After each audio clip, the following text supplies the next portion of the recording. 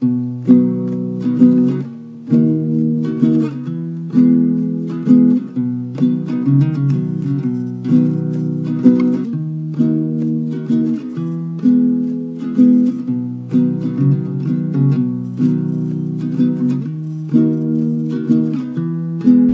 got into the surf culture, I think originally when I was 16, and I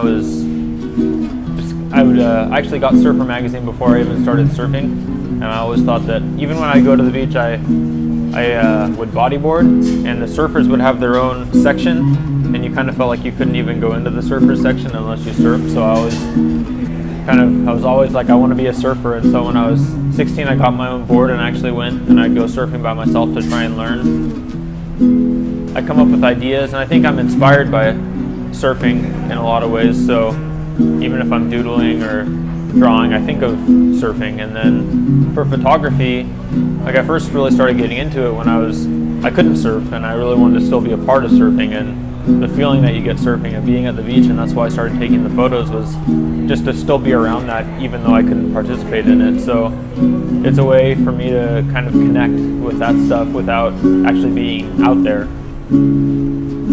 The surf culture for me in my life is it's kind of it's where a lot of my passion lies, and it's where I can kind of like a nice outlet, because surfing itself is such a great outlet for me, like being in the water. And I think that surfers have experiences that other people don't get to experience. And then because now I do lots of work that's also for clients who are doing more commercial type of things, so the surf culture is a nice break from that and something that I'm passionate about. So it's a fun way to take and put my creative energies to use in that way. And it's also inspiring to see the things that other people are doing and the things they're creating, and the surfboards and what's happening with that. And I think it's kind of a creative community in general, where people are, a lot of it's centered around creativity with surfboards and with clothing, and a lot of people put their creative energies into it. Tokyo is a very exciting city.